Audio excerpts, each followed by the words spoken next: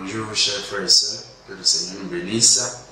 Ce matin nous sommes là encore pour notre méditation dans le but de nous fortifier dans le Seigneur, dans ces moments difficiles que nous traversons, que ce soit au plan moral, au plan physique, au plan matériel et au plan spirituel. Nous avons la parole de Dieu pour nous fortifier, pour nous restaurer. Alors, ce matin, nous allons méditer sur un thème, aller à la rencontre de Dieu.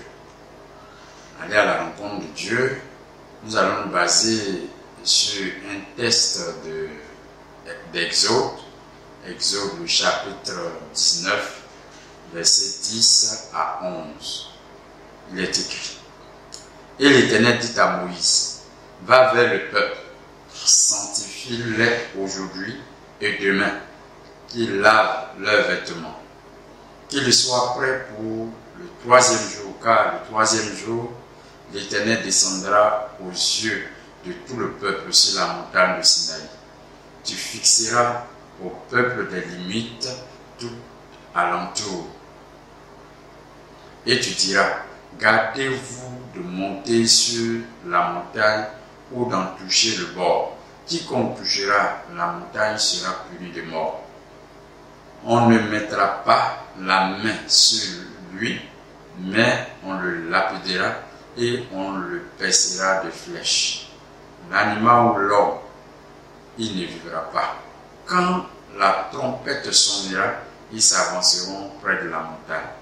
Moïse descendit de la montagne vers le peuple, il sanctifia le peuple, il lavait leurs vêtements. Et il dit au peuple, soyez prêts, dans 3 jours, ne vous approchez d'aucune femme. Le troisième jour au matin, il y eut des tonnerres, des éclairs et une épaisse nuée sur la montagne. Le son de la trompette retentit fortement et tout le peuple qui était dans le camp fut saisi d'épouvante. Moïse fit sortir le peuple du camp à la rencontre de Dieu et il se plaçait au bas de la montagne. La montagne de Sinaï était tout en fumée parce que l'Éternel y était descendu au milieu du feu. Cette fumée s'élevait comme la fumée d'une fournaise. Toute la montagne tremblait avec violence. Amen. Ce texte nous parle de la rencontre d'Israël avec son Dieu au mont Sinaï. Dieu a invité son peuple à la montagne de Sinaï pour une communion, une rencontre intime avec lui. Et au cours de cette rencontre, le Seigneur va manifester sa puissance, son autorité aux yeux du peuple. Aller à la rencontre de Dieu a un but essentiel. Ce but essentiel, c'est la communion avec Dieu. Aller à la rencontre avec Dieu est l'objectif que Dieu s'était fixé en créant l'homme. Dieu a créé l'homme pour que l'homme puisse l'adorer et être en communion avec lui. Si l'homme n'adore pas Dieu pour être en communion avec lui, il le sera avec le diable. Parce que l'être humain est un être de communion. Communion au plan spirituel, l'être humain est un être de communion. Au plan physique, il est un être de communion. C'est pourquoi il vit dans une société. Et vivant dans une société, il doit être en communion les uns avec les autres. Dieu nous a créés pour que nous soyons en communion avec lui. Et à travers ce texte, quand nous parcourons la Bible, nous voyons que Dieu a toujours invité l'homme à sa communion et à son intimité. Ici, dans ce texte, Dieu invite le peuple d'Israël à une communion et une intimité avec lui. C'est vrai, le peuple a vu les miracles qui ont été faits au pays d'Égypte. Ils sont sortis du pays d'Égypte et même sur le chemin du pays de Canaan, ils ont vu des miracles s'accomplir, mais le peuple n'avait pas encore eu cette intimité avec Dieu. Dieu l'invite à cette intimité. Et dans toute la parole de Dieu, les actes que Dieu pose, c'est d'inviter l'homme à cette intimité. Donc Dieu a toujours invité l'homme à sa communion et à son intimité. Nous le voyons dans Genèse chapitre 3, à partir du verset 8. La Bible dit que tous les soirs, Dieu venait dans le jardin s'entretenir avec l'homme. Donc Dieu aimait cette communion avec l'homme. Dieu nous invite encore aujourd'hui à sa communion. Dans cette situation difficile que traverse le monde entier, une seule chose peut nous fortifier, peut nous restaurer, c'est la communion avec Dieu. Et Dieu invite les hommes à sa communion. J'invite ce matin plutôt, tous ceux qui sont désespérés, tous ceux qui sont désemparés à venir, à aller à la communion avec Dieu. Car c'est dans sa communion que l'on peut avoir la consolation et la paix. Nous voyons deuxième élément avec le peuple d'Israël.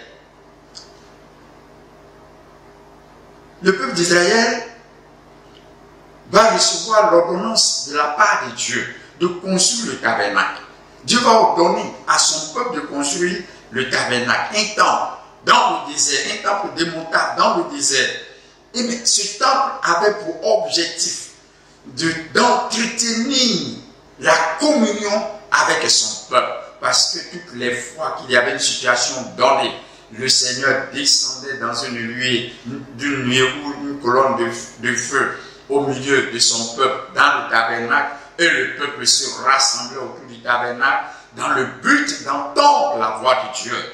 Dans Exode 40, verset 34 à 38, nous voyons, après que le peuple ait dressé le tabernacle et dédicacé le tabernacle, Dieu est venu résider au milieu de son peuple. Le Seigneur a toujours voulu la communion avec son peuple.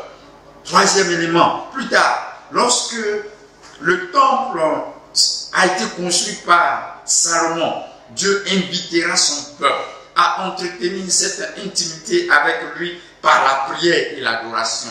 Lorsqu'il dit dans 2 Chroniques 5, verset 14 à 15, Dieu invite son peuple et il dit: cette maison sera ma maison. S'il y a une calamité quelconque, que le peuple vienne dans cette maison pour m'invoquer, je l'exaucerai. Donc la maison de Dieu est l'endroit où nous pouvons être en communion avec Dieu. C'est pourquoi chaque enfant de Dieu, là où il se trouve, là où il sent la présence de Dieu, doit chercher cette communion. Et surtout, s'il y a la possibilité de se rendre dans la maison de Dieu, il ne serait-ce que passer 15, 20, 30 minutes à communier avec son Dieu, Dieu nous invite à cela. Dieu t'invite encore à cette communion. Quatrièmement, notre Seigneur Jésus, pendant son ministère terrestre, a toujours invité tous les hommes à cette communion. Et surtout, il a entretenu cette communion et cette intimité avec ses disciples. Jésus a toujours été avec ses disciples. Pourquoi? Quand nous lisons dans Marc chapitre 3, verset 13 à 15, la Bible dit: il en établit 12 pour les avoir avec lui, pour vivre dans sa communion et ensuite les envoyer. Le Seigneur attend que chacun de nous réponde à son invitation pour être dans sa communion. Dans Marc chapitre 9, verset 1 à 8, Dieu, le Seigneur, invite toujours ses disciples à cette communion avec lui. Frères et sœurs, c'est le temps de répondre à l'invitation de Dieu. Quand nous lisons cinquièmement, entre les disciples eux-mêmes, après la mort et la résurrection de Jésus, les disciples entre eux-mêmes vont entretenir cette communion avec le Seigneur, quelles que soient les circonstances et les moments difficiles qu'ils traversaient. Ils ont connu des moments de preuve, de persécution, mais ils ont entretenu la communion. D'abord, après l'enlèvement du Seigneur Jésus, dans Actes chapitre 2, verset 14, ils se retrouvaient dans la chambre haute. Pourquoi? Pour prier, pour chercher l'intimité. Dans Actes chapitre 2, verset 1 à 4, ils se sont retrouvés dans la chambre haute pour prier. Ils ont reçu le Saint-Esprit. Dans Acte 1, verset 40, Acte 3, verset 1 à 4, Acte 4, verset 30 à 31. Dans tous ces textes, les disciples eux-mêmes se sont invités dans cette communion avec le Seigneur. Le Seigneur souhaite, désire, veut voir son peuple aller à sa rencontre dans une communion intime avec lui. Dieu invite son Église aujourd'hui à cette communion, et à cette intimité profonde avec lui, dans la prière, dans la méditation de la parole de Dieu, et en se laissant conduire par le Saint-Esprit.